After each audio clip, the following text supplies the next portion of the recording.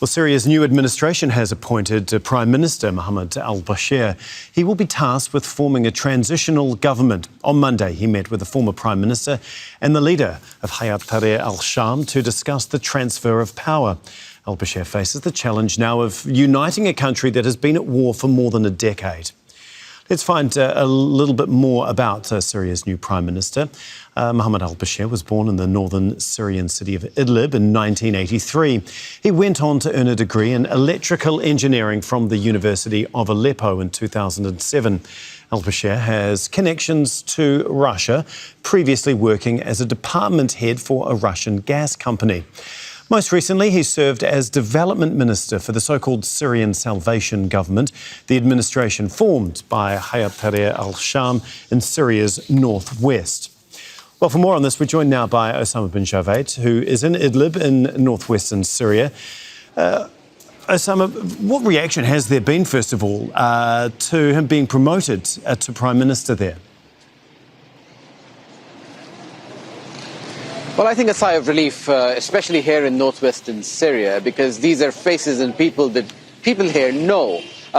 This is the ground zero of the Salvation Government, the government which essentially was set up by Hayat Tahrir al-Sham, the group which has now taken in a blitzkrieg of all of Syria. And this is the place where they practice their governance skills. This is the place where Mohammed al-Bashir was a development minister. This is the place where they were raising taxes. They were running government services. They were providing basics to the people. And they have earned the trust of the people here. Because remember, this is a challenge for a fighting group to become a governing body and then earn the trust of the people. And by and large, we've been moving across the northern western parts of Syria, especially in Idlib, multiple cities here, and in the town center of Idlib city.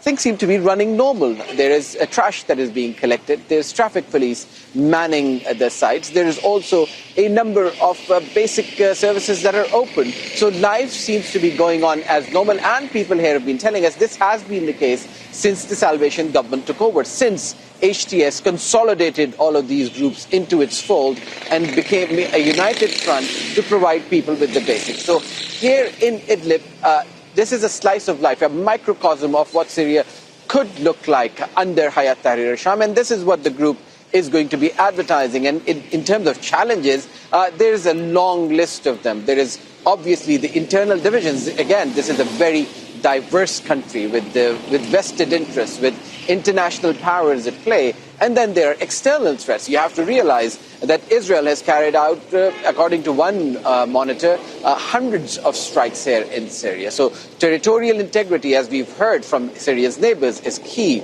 And that is going to be the challenge for Mohammed al-Bashir, both internally and outside of the country, to consolidate everyone under one umbrella, which is acceptable to all Syrians from all walks of life, from all shades of ethnicities and religions, and bring them united under a front which provides basic services, as we've mentioned here, that have been working in Idlib.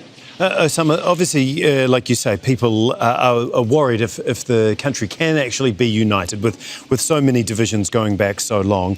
Is there also a sense of people wanting justice and accountability for everything that happened under the Assad regime?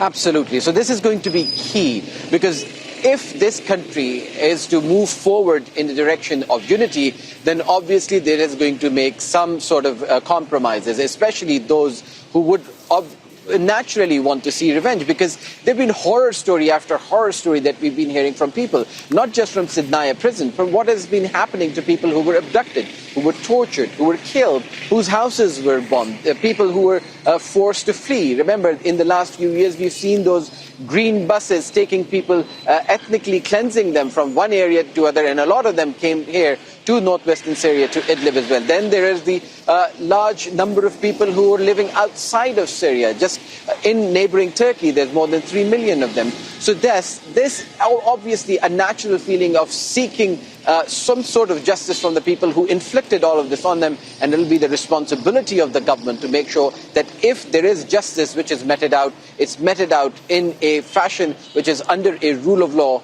and does not become vigilante justice on the streets of Syria. Thank you so much, Osama bin Javaid, for us there in Idlib. Make sure to subscribe to our channel to get the latest news from Al Jazeera.